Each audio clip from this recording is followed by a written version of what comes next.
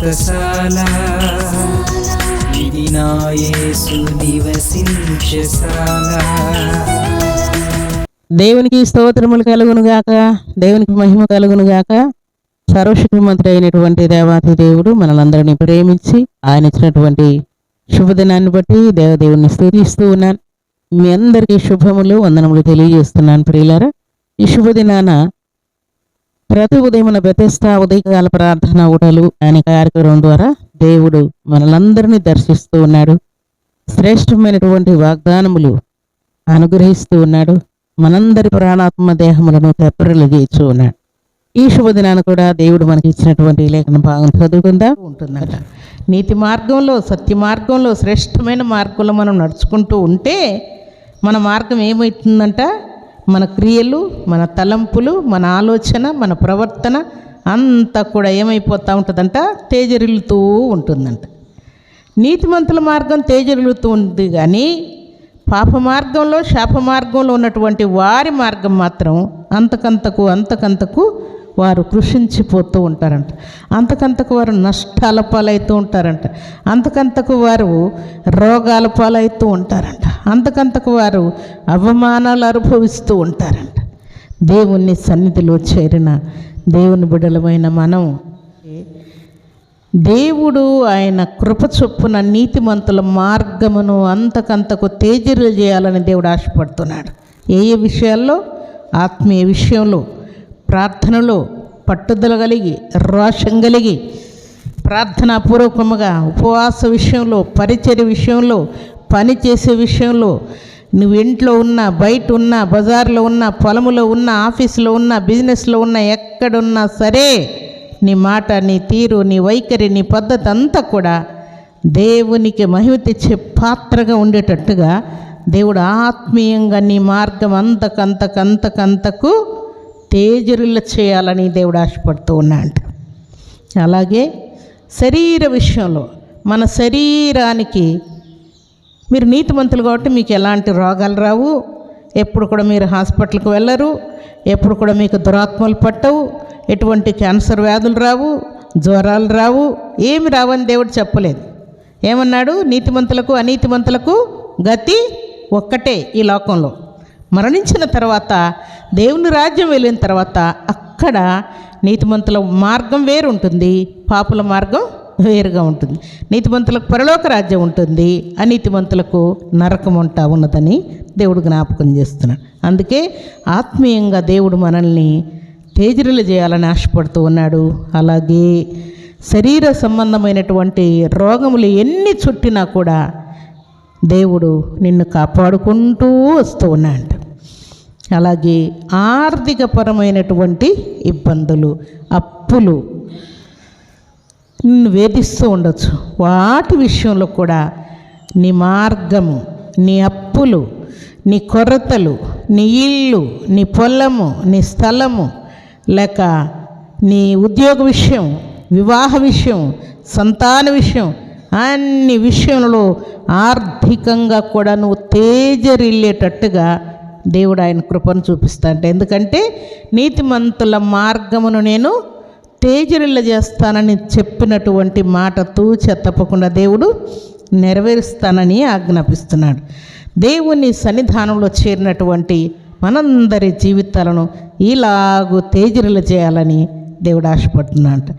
దేవుడేమో నీతిమంతుల్ని ఇలాగున వారి మార్గంలో తేజరిల్ల చేయాలని దేవుడు ఆలోచన చేస్తుంటే, సాతానికి ఏం చెప్తా అంటే పక్కన చేరి నా దేవుడు నన్ను దీవిస్తాడు అని నువ్వు అనుకుంటున్నావేమో. అదేమో అయ్యే పని కాదు, అంత అయిపోయింది, సంవత్సరాలు గడిచిపోతూ ఉన్నాయి, నీ పరిస్థితి అలాగే ఉంటున్నది. కాబట్టి ఇంకా ఇంకా ఇంకా నువ్వు అప్పుల పాలవుతావు, అనారోగ్యం పాలవుతావు, మరణానికి గురైపోతావు, ఇంకా ఏదో కీడు నీకు జరగబోతా ఉన్నది. నువ్వు అనుకున్నట్టుగా తేజరిల్లే ప్రసక్తి లేదని అపవాది నీ చెవులో చెప్తూ ఉంటాడు. యెషయా గ్రంథం 58వ అధ్యాయం 8వ వచనాన్ని చదువుకుందాం. దిక్కుమాలిన బీదలను నీ ఇంట చేర్చుకొనుటయు, వస్త్రహీనుడు నీకు కనబడినప్పుడు వానికి వస్త్రములిచ్చుటయు, ఇదే కదా నాకు ఇష్టమైన ఉపవాసం. అలాగున నీవు చేసిన ఎడల నీ వెలుగు వేకువ చుక్క వలె ఉదయించును. వేకువ చుక్క అన్ని చుక్కలు ఒక కాంతి కలిగి ఉంటాయంట, ఒక వెలుగు కలిగి ఉంటాయంట. కానీ వేకువ చుక్క ఇంకో రకమైనటువంటి కాంతిని కలిగి ఉంటామన్నమాట. ఈ కాంతి ఎలాంటిది అని అంటే, అన్ని చుక్కలు ఒక రకంగా ఉంటాయి, ఈ చుక్క మాత్రం ఇంకో రకంగా ఉంటుందని దేవుడు జ్ఞాపకం చేస్తున్నాడు. అలాగే విశ్వాసులందరూ ఒక రకంగా ఉంటారు. నీతిమంతుల మార్గం అంతకంతకు తేజరిల్లుతూ ఉంటే ఏంటి వీరు ఇలాగున రోగాలు వస్తున్నాయి, నిందలు వస్తున్నాయి, అవమానాలు వస్తున్నాయి, అప్పుల్లో ఉన్నారు, కేసుల్లో ఉన్నారు, గొడవల్లో ఉన్నారు, అయినా కూడా వీరు అంతకంతకు తేజరిల్లుతూ ఉన్నారే అని ఆశ్చర్యపోనట్లుగా దేవుడు ఘనకార్యాలు చేసి అనగా మన శత్రువులు మనల్ని చూసి సిగ్గుపడేటట్టుగా దేవుడు ఘనకార్యాలు చేసి చూపిస్తాడు. మన మంచి కార్యాలు, మనకు దేవుడు చేసే అద్భుతాలు, ఆశ్చర్య కార్యాలన్నిటిని ఒక్కసారి జ్ఞాపకం చేసుకున్నప్పుడు అవి వేకువ చుక్క వలె ఉదయించినట్లుగా కనబడుతూ ఉంటాయండి. దేవుని మహిమ కలిగినటువంటి రాజ్యమునకు వారసులమై దేవునికి మహిమ తెచ్చేవారముగా మన వంతు బాధ్యతగా మనం చేయవలసిన వాటన్నిటినీ పర్ఫెక్ట్గా చేసి, దేవా నీ ఆశీర్వాదం నాకు కావాలయ్యా, నీ కృప నాకు కావాలి, నీ ఆకాశమున మంచి ధననిధి నా మీద ఉండాలి, నా ఇంటి మీద ఉండాలి, నా పిల్లల మీద ఉండాలి, నా పొలం మీద ఉండాలి, నా ప్రయత్నాల్లో ఉండాలి, నా సేవలో ఉండాలి, నా ఆత్మీయ జీవితంలో ఉండాలయ్యా అని మన హృదయపూర్వకంగా దేవుని సన్నిధిలో వేడుకుంటే వాటన్నిటిని దేవుడు సిద్ధముగా ఉంచానని దేవుడు జ్ఞాపకం చేస్తున్నాడు. కాబట్టి దేవుని సన్నిధిలో చేరిన మనం అందరం కూడా దేవుడిచ్చిన ప్రతి వాగ్దానాన్ని పొందుకొని దేవునికి మహిమ తెచ్చేవారముగా మనం ఉండాలని దేవుడు ఆజ్ఞాపిస్తున్నాడు. అలాంటి కృపా భాగ్యం సర్వశక్తిమంతుడైనటువంటి దేవాతి దేవుడు సర్వసమృద్ధిగా మనందరికీ అనుగ్రహించి ఆశీర్వదించునుగాక. ఆమేన్. ప్రార్థన చేసుకుందాం.